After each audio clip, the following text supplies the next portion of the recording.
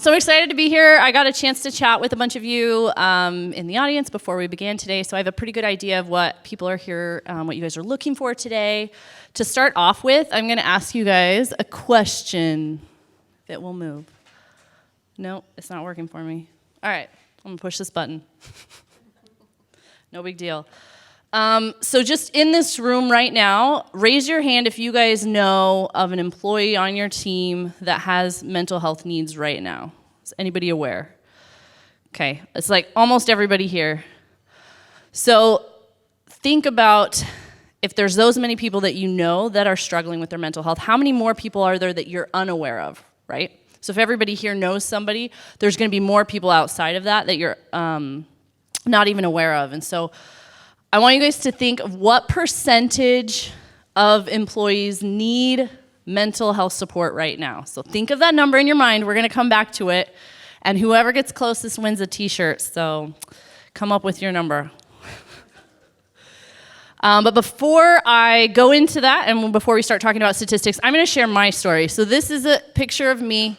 I had different hair then, but it is me. And I was in a car accident in 2015 where I was T-boned in an intersection when a lady ran a red light because she was texting.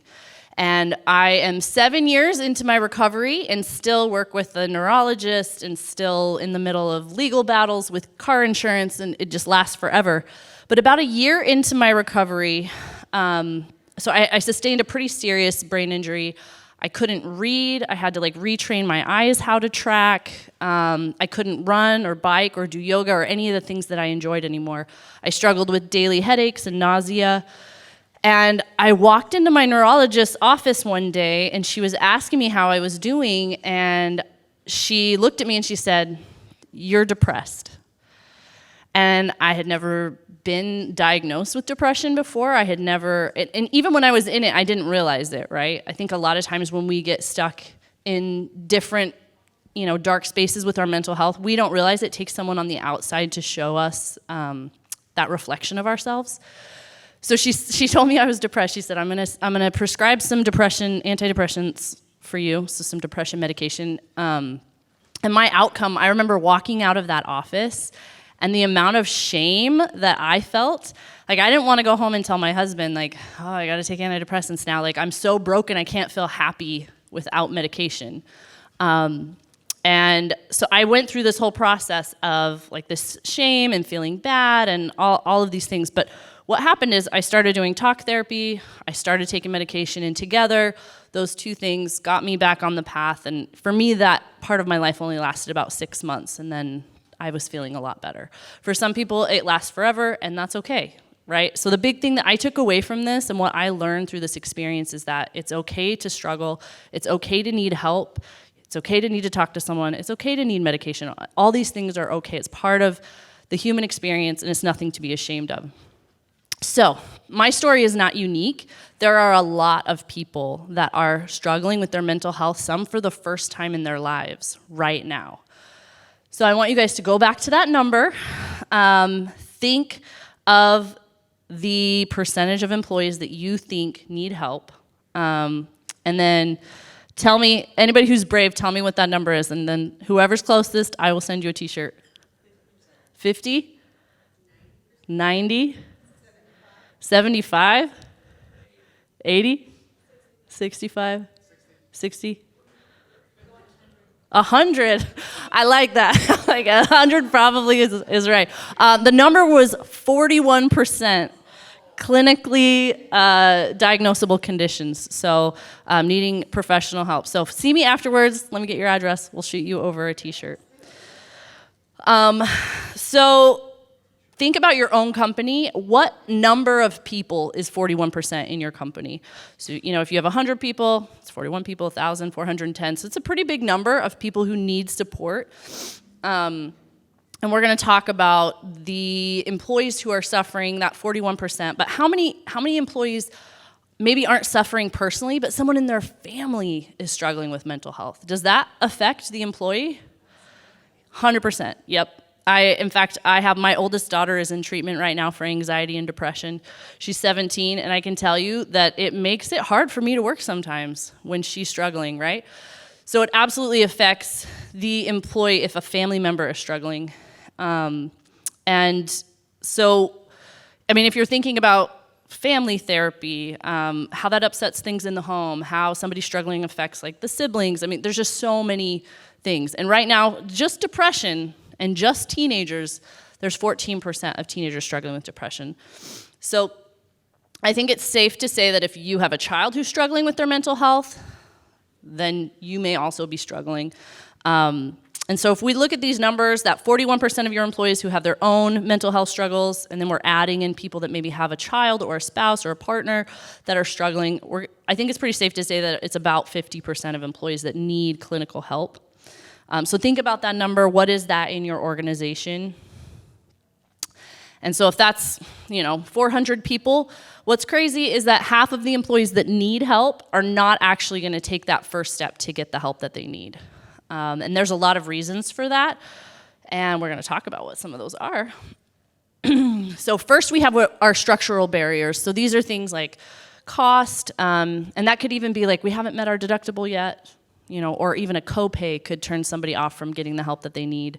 Lack of availability is a huge issue right now. EAPs are booked out 8, 10, 12 weeks. Getting through health insurance, depending on who you have there, again, we're talking a month or more. So those are some of the structural barriers. But the big one that really affects this 50% of people who need help that don't get it, the big one is attitudinal. And that's things like stigmas. A lot of feedback that we get is like fear around their employer finding out that they're struggling with their mental health, right? They have job security concerns. Maybe they don't understand how mental health therapies can help them. They don't understand how serious their issue is. I mean, there's a lot of pieces here that are attitudinal. But what's exciting about this is affects 96% of people that don't get help. What's exciting about it is that it all can be solved through communication, through education. These are all things that can be overcome. And it doesn't cost anything to educate your employees and to teach them, to have these conversations. So I get really excited about that. So we're going to talk today in this session more about what managers and supervisors can do to help their employees. And this is really interesting. So employees are 4 times as likely to go to their manager than they are to go to somebody in HR. So they're not going to come to HR and tell HR they're struggling with anxiety. They're going to go to their boss. More than likely, they'll actually go to their coworkers, and we have other sessions that are for the general employee population as well, but today we're going to be talking about managers. So, are your managers ready to have that conversation? No? I see some heads shaking in the audience. Well, that's what we're here today for, so that's what we're going to talk about. So how can you help them prepare to help your employees? So this is a statistic I kind of touched on, but employees believe it puts their jobs at risk to ask for help. And 59% of employees, that's a really big number. So how do we as organizations reposition that and have that conversation so that employees know it's okay to ask for help and they're not at risk? So the first thing that we do, first and foremost, to get employees what they need, they have to feel safe. And I could put that in quotes because I feel like it's almost cliche to talk about creating a safe space. But the best way that we see that done, our clients are the ones that are having their C-level get up and talk about mental health, right? So if it comes from the top down, that is how we really make change in our organization. So best case, you get like the CEO and the COO talking about mental health in employee meetings or even sharing their own stories. Vulnerability creates safety, right? So when people feel like it's okay for, the CEO to struggle and maybe need to take a mental health day, then those employees see that and they say, oh, it's okay for me to take a mental health day too. So creating safety really starts from the top. If you can't get C-level to jump in and talk about mental health, if they think it's too warm and fuzzy for them, it can start with HR. It doesn't have to start at the very top if you can't get that buy-in. So however high up the chain you can go, having that conversation really starts there. So it's okay to talk about it. So sharing stories, having conversations. We have like a client that does a regularly intervaled just mental health roundtable, and any of the employees can come and talk. You can also bring in people from the outside to talk about it, right? It doesn't have to come from you guys. If you're not ready to talk about that, you can bring somebody in to have a workshop, to do a training. But the more employees are hearing this and the more that they're seeing mental health as a topic, it's just that repetition. They're gonna feel more and more comfortable. So talking about it, changing the messaging around mental health, right? So we have some of these stickers at our booth here, but the organizations that do it best are doing it often, and they're normalizing it. They're making it feel safe. So trusting your employees is another one. So I want you guys to think about how your managers react if someone's coughing, right? They're coughing, they're sneezing, clearly they're sick. What do managers do? If you're in the office, if you're virtual, I guess it doesn't really matter. But if you're in the office, they're gonna send them home, right? They're gonna say, go take some time, get better. If they are having somebody on their team who's diagnosed with cancer, think about what that looks like, how your managers react in that situation. And then think about how they react if an employee, they're literally stuck in bed. They can't get out of bed because their anxiety is so bad. It's very different, right? We don't have managers yet that are treating things the same, that are validating it as a real issue. So how do we get over that? How do we get managers to treat it a little bit differently? So first and foremost, executives need to lead the way. So that needs to be set as, like I said, as high up the food chain as you can get in your organization. And we've seen, even just within our own clients, when you can get anybody on the C-level to get involved in mental health initiatives and speak about it, we see way higher utilization numbers. So the employees feel that permission from the top to use the resources that you guys are providing for them. And yeah, executives are the best at destigmatizing. It really just, the higher up you can go. Another key thing we like to talk about is just don't wait for open enrollment. I know most of you guys are probably in the middle of that right now, or just finishing up, but when employees get the message over and over again that like we only care about your health in this one month of the year, and we're going to talk about it, we're going to do biometric testing, we're going to talk about mental health, we're going to roll out these benefits. If you're only doing it once a year, that's sending a message to the employees, right? They're saying this isn't really important because we're not hearing about it over and over again.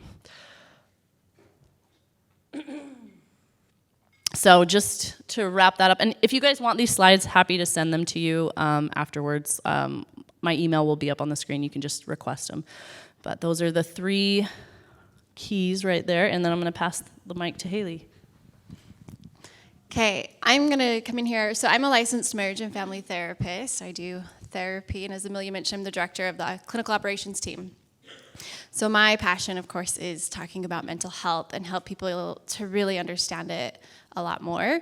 And so when talking about mental health, first, how stressed, on a scale of 0 to 10, 10's the worst, how stressed do you think that your workforce is? Show us with your fingers. Yep. Throw them up. We got some 10s, 7s, 10s, 7, 6, 8, 8. Cool. I don't think I saw anything below 5. So everyone's pretty stressed, it sounds like. You're right, the clicker, there we go. First, let's start by defining and talking about what mental health is and why it matters so much. I know we all kind of hear about mental health, and it's, I don't want to say a buzzword, but it's kind of a buzzword a little bit. So I really like the World Health Organization's definition of mental health. It's a state of well-being in which an individual realizes their own abilities, can cope with the normal stresses of life, can work productively, and is able to make a contribution to his or her community. One of the key things I always point out in this definition is can cope with the normal stresses of life. I've also studied human development, and what have had happen these last 3 years have not been the normal stresses of life. And so we are seeing big changes in the mental health field that we expect to see in the therapy room for about the next 10 years. And it's going to change the way that people have developed. And so we know that mental health now needs to be discussed and talked about. One of the reasons Oh, and let's keep in mind, because Amelia pointed out, so the 41% diagnosable anxiety and depression, that 14% of teens was a diagnosable number. You do not have to have a diagnosis to be struggling with your mental health. Mental health can also be things from stress, exhaustion, burnout, overwhelmed. All of those things can affect your mental health. So that 41%, you guys were probably a little closer with your higher numbers of how many people are actually struggling with mental health in the workplace. Because those are only the ones that we have diagnosed. So those are the only ones that are going in to get help that we know of. I have to point it that way. And why does mental health matter?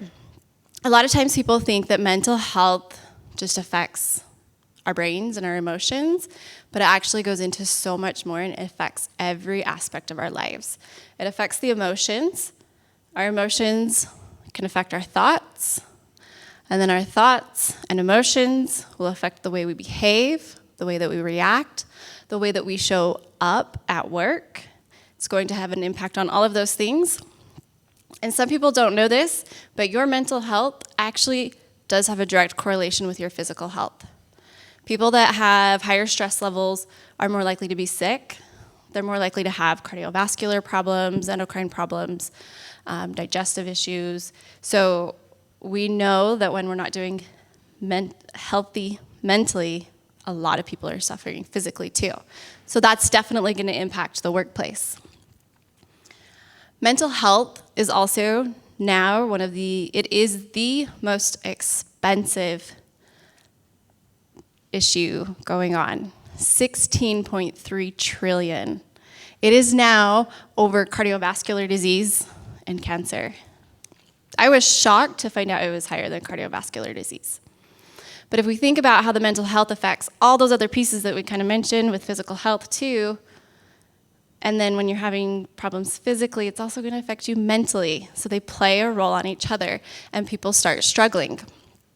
A lot of these causes for the mental disorders: stress, burnout, exhaustion, overwhelm. So how does this show up in the workplace? People come to work, they're struggling with their mental health. They're not going to focus as well, which leaves more room for error. We call this more presenteeism. So they're there, but they're not really there. So they show up. A lot of people just kind of sit there and don't do their work when they're struggling with their mental health. Mental health disorders also cause sleep issues. When people aren't sleeping well, they're more likely to get sick, and they're more likely to struggle more with their mental health, and then they're more likely to miss work as well. Or they show up to work, and they're not there because they're so tired.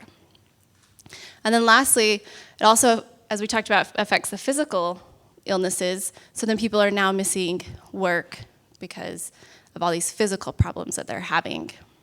In fact, depression and anxiety alone, we know there's many more disorders and problems than that, but depression and anxiety alone, 200 million work days are lost each year to that, equaling about 17 to 44 billion through those types of things that we were talking about. So they may be absent, or they're not there. They're there, but they're not there mentally, and loss of productivity.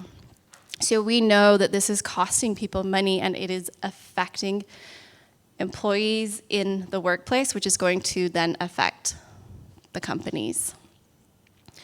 So it's really helpful for managers, for companies to understand how mental health works, why it's so important, and how to start recognizing the signs.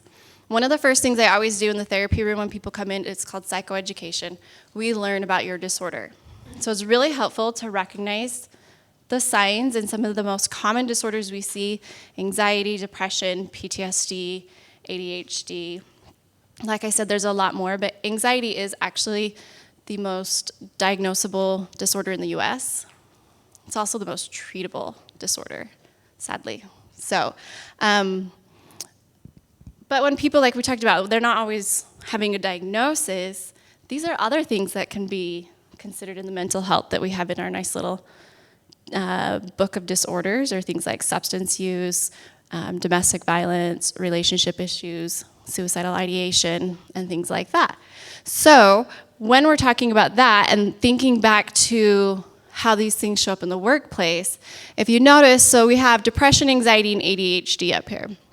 ADHD is a little bit different, but all of them cause problems focusing. All of them can cause problems with sleep. Depression, a lot of people don't have the motivation to do anything, and then they get in this cycle where they don't do anything, so then they feel guilt that they're not doing anything, so then they don't want to do anything, and it just kind of keeps going and going. So we know that these types of symptoms show up in the workplace, and it's really helpful just to kind of understand a little bit of the basics. As I mentioned, anxiety is the most common. People get restless, it's hard to sit still, but on the other end, we also do see people, the way they manage their anxiety is to zone out and do nothing, so then they shut off, but they're anxious. And then that sometimes leads into a cycle of depression, so kind of gets tricky.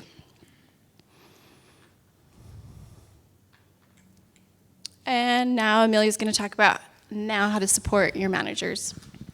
Awesome. I'll take that. I'll try and see if I can get it to work. Okay, so one of the big things that we love to talk about is just not solving the problem for the employee. So a type A person, someone comes to me with a problem, I'm going to be like, oh yeah, you should totally do this, or this is how you'd solve that, right? So when we're re-educating our managers on how to address employee mental health issues and how to help them, this is one of the things we have to teach. It's like, it's not your job to actually fix. You are to validate, to use reflective listening. What I heard you say is, this sounds like that would be really hard, right? So there's some reasons for this too. Trying to solve the problem also puts the company at risk, right? It's a liability. If one of your managers tells an employee to go do something, that could put the company at risk. So there's a lot of reasons why we don't want to try to solve the problem, but that is one of the big issues that has to be, for me, I had to be re-educated a lot. Yeah, and like I said, it makes the organization liable. So we can't give advice, we can listen, we can reflect, we can point them in the direction of resources to help themselves. And validation, so yes, I understand that you're feeling that way. That would make me feel really sad too, that, that totally makes sense. You're justified in feeling that way. So just a lot of listening and pointing them in the right direction. Not necessarily validating the situation, but validating their feelings. And definitely over-communicating confidentiality. Even, we still see this with organizations we've worked with, for a long time. We've seen that you still have to tell the employees over and over again, like, this is confidential. HR can't see, like, who's using this. And I think sometimes as HR managers, we think, oh, well, we put it out there. Now they know. But I think we all know that we have to be told things over and over and over again for them to stick in our heads. So we have found with confidentiality especially, it's something that we have to tell employees over and over again. It needs to be in like every email, and it needs to be what they see when they log into the platform. They have to understand that their information is protected and that they're safe. So in those conversations with managers, also being able to make them feel like this is safe, it's confidential, it's not going to come back to them. And you need to train those managers. It's not really fair to send them out there like, well, maybe this will happen or maybe it won't. We're living in a world right now where absolutely all managers are going to have people coming to them, talking to them about different mental health struggles that they're having. This is going to happen, so we need to make sure that managers have a plan. We have, in fact, this one Haley will talk about, but this is like a really great slide to give managers, just to arm them with literally the exact sentences they should say and what they should avoid. So Haley can talk about that. Yeah, Amelia mentioned how we want to validate people's more of the emotions than the problems that they're having. Just by doing that alone, it can actually really make a person feel like they're heard and that they're cared about, and sometimes right there alone, that just solves the problem. Not completely solves the problem, but helps them feel better. So I always like to start over on what things we don't want to be saying to people when they come to us and they're struggling with mental health. Things like it's all in your head, look at the bright side. Positive vibes only is not something I'm a fan of. Things to say that would be more helpful, asking things like, how are you coping right now? Or how are you managing to take care of yourself during these times? I'm here if you ever just want to talk. Sometimes people love just knowing that somebody's there for them, especially in the workplace if they're struggling, to have that person to kind of just vent to. It can be really nice. And then one of my favorites that my supervisor will ask me sometimes is, has work been stressful for you lately? Because I feel like I can handle a lot, and so I'll take on a lot, and then I get really stressed, but I don't vocalize it very well. And so it's really great for us to go and ask these questions as far as, how are you doing with your mental health in work? Because some people, it's that stigma. They are very, very scared to bring these topics up.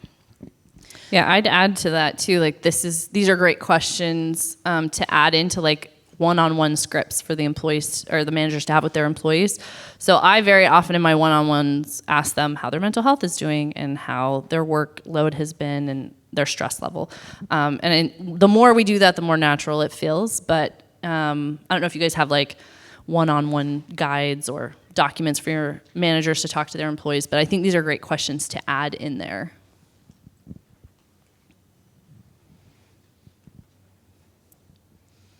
And then some best practices for mental health is, one, what we've been doing right now, educate yourself. And there's a lot of different things out there.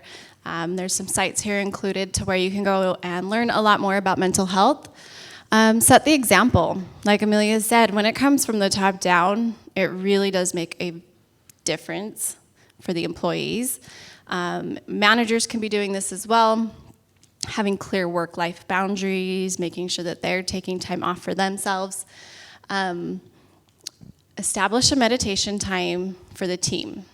Can actually be a great way to start showing, hey, we want you guys to take care of yourselves. And so we're gonna have this time set aside just for this. And then that last one, as Amelia mentioned, having those one-on-ones to check in with the employees, have the managers really asking those questions, how are you doing and how are you managing your mental health?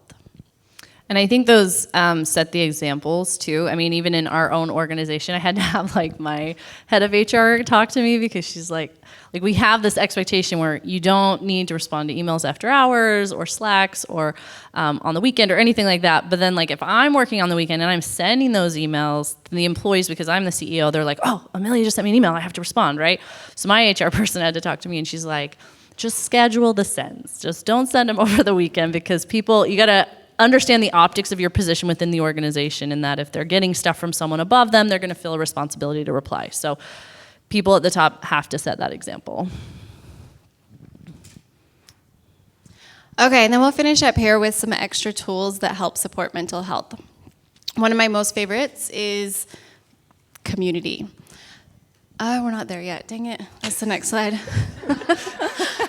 I forgot that this slide got put in there, I'm not gonna lie. Okay, first off, we'll start with this statistic. 42% of employees feel they are not doing enough to manage their stress. That's almost half of the people. That's up 9% from last year. So it's getting worse, even though I feel like we are kind of starting to talk about mental health and trying to get people to take care of themselves. It's getting worse. So here are some ideas to try to help people. Building a community. Every time a new client comes in, if you go to therapy, in a roundabout way, your therapist is going to find out what your support system is, because we know that the people closest around us, the people in our community, are so important in improving our mental health. It creates more positive behaviors. It increases the feeling of being supported. And mental health, we know that actually one of the things that helps the most is feeling like you have a person or you have people there to support you. The next, I don't have my... Here, you can take it back. Thank you. Another healthy one to try to have managers implement more for themselves and then encourage the team is to set healthy boundaries. We have to start setting boundaries around work, creating a routine and a schedule turning off the notifications, or scheduling an email to send later. Really important to keep at least one day a week free of work. We have created this culture that we just can work every day, a little bit here, a little bit there. I get it, I do it too sometimes, but really we need to just unplug completely, just completely go off the grid for a little bit. Make a commute, especially for people that are working remotely. It's really helpful. We used to have the drive where we, have some time to unwind after work. So now it's really helpful to take a moment after work, and I will sometimes do a little meditation after.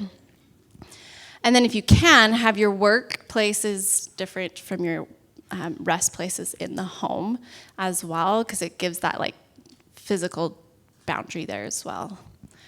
We do know too that, I have the clicker.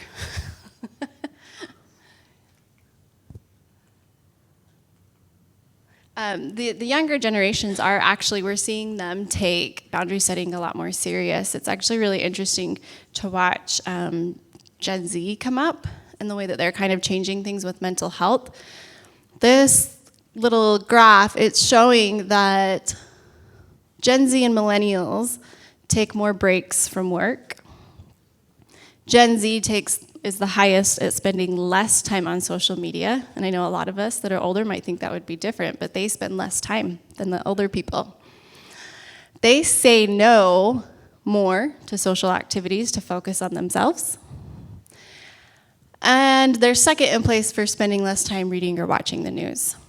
So we are seeing that these younger generations are starting to put more boundaries into place, which is really great. But that means that some of the older generations, maybe we're not so good at it, and so maybe we should try to be more examples of how to put these healthy boundaries into place. And as I mentioned earlier, when you have remote employees, it's really important to talk about boundaries and setting healthy boundaries, because they are more likely to work nights when they don't have to, or weekends when they don't have to, just because we all do it. It's so easy to just grab our phone and look at the work email when we're not supposed to be working. So really trying to set those boundaries. And then we have self-care. A lot of people hear self-care. One of my favorite things to say is usually when people hear self-care, they think of bubble baths and massages, which can be a type of self-care. But we need to look at self-care of the whole person. So physically, what are we doing? Are we getting our doctor checkups? Because that's taking care of yourself. I want you all to think right now, when was the last time you went to the dentist? Are you getting your exercise, physical activity? We know physical activity helps mental health. Sleep, your diet, these are physical things. Mental things, reading books that you enjoy, listening to music, writing in your journal. That support system we talked about, turning your phone off, putting healthy boundaries in place, is a form of self-care. So I want you to think of all the different ways that you can actually implement some self-care and be an example, and then encourage the employees to practice self-care. And then we're going to talk about my most favorite. It's mindfulness. So mindfulness is part of self-care. Mindfulness is something that I use in the therapy room all the time. I'm also a yoga and meditation teacher, so I have found this wonderful thing. It's calmly acknowledging, accepting one's feelings, thoughts, and bodily sensations used as a therapeutic technique. So we actually use mindfulness in the therapy room. It is in multiple evidence-based practices. Evidence-based means that we can practice it in the therapy room. We can't just do whatever we want all the time. We know it's in things like cognitive behavioral therapy, dialectal behavioral therapy, acceptance and commitment therapy. Mindfulness is a piece of all of these different types of techniques that we use. And we actually see it decrease symptoms of depression, anxiety, PTSD, and even ADHD. And I know a lot of people have a really hard time with thinking that it's going to help their ADHD, but there's actually a lot of great tools out there for mindfulness for ADHD to help slow that mind down and to focus. So it's a really great tool.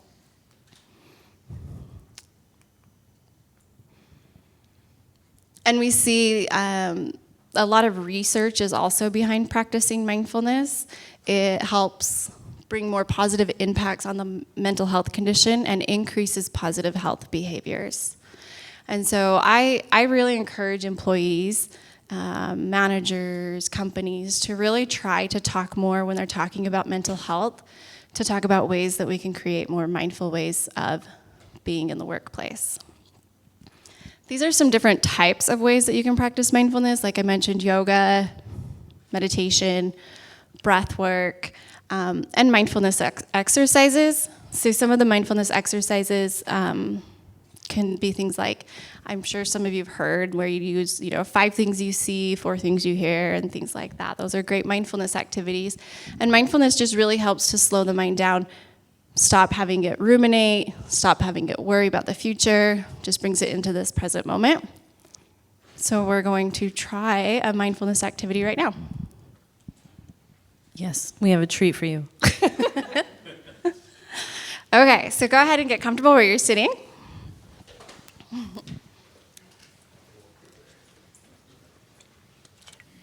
And think of having a nice straight back, shoulders open. Go ahead and close your eyes. And we're just going to start focusing on our breath. Just notice the breath. Don't make it do anything. Maybe notice what it sounds like, what it feels like as it comes into your body, as it leaves.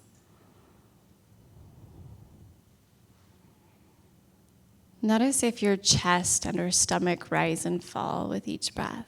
So we're just noticing.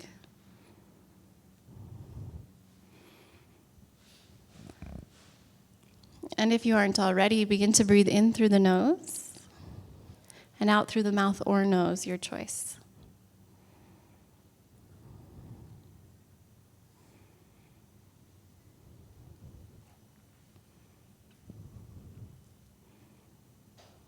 Now we're going to lengthen the breath, so add 1 to 3 seconds onto each inhale and each exhale.